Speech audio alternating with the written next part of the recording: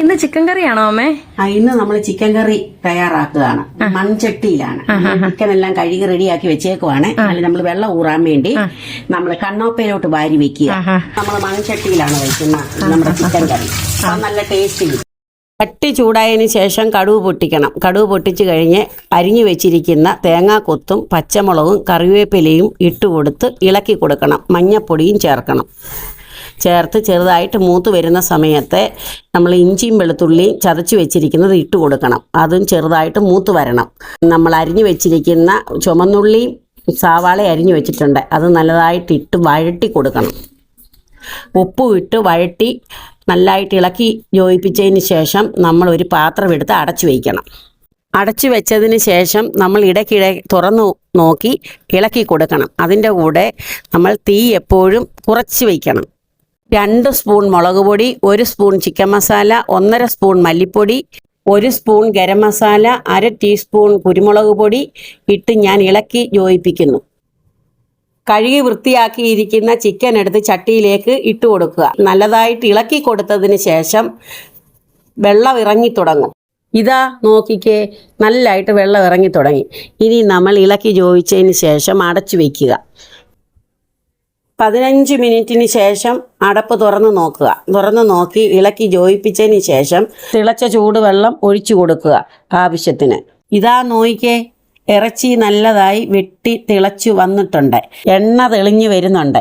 ഇനിയിപ്പോൾ അടുത്തതായിട്ട് ഒരു പാൻ എടുത്ത് സ്റ്റൗവിലേക്ക് വെച്ച് വെളിച്ചെണ്ണ ഒഴിച്ച് കടുക് പൊട്ടിക്കണം. ചുമന്നുള്ളി, വറ്റൽമുളക്, കറിവേപ്പില ഇട്ട് ഇളക്കി കൊടുക്കണം.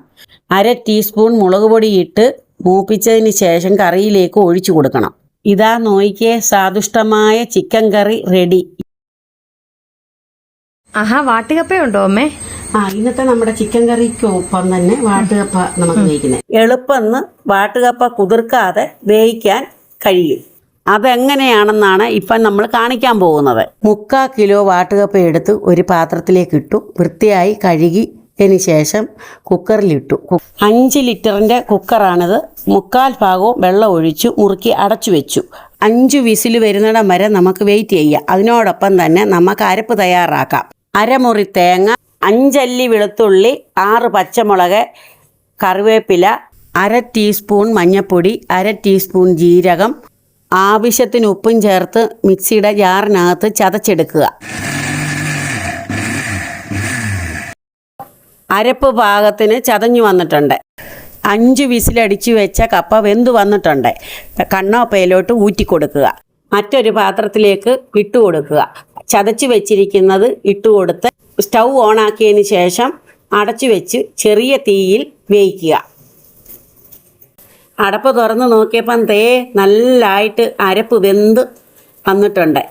നന്നായി തുടുപ്പ് കൊണ്ട് ഇളക്കി യോജിപ്പിച്ച് കൊടുത്തു. അതിനുശേഷം നേരത്തെ തയ്യാറാക്കി വെച്ചിരിക്കുന്ന ചിക്കൻ കറിയും കൂട്ടി നമുക്ക് വാട്ടുകപ്പ കഴിക്കാം.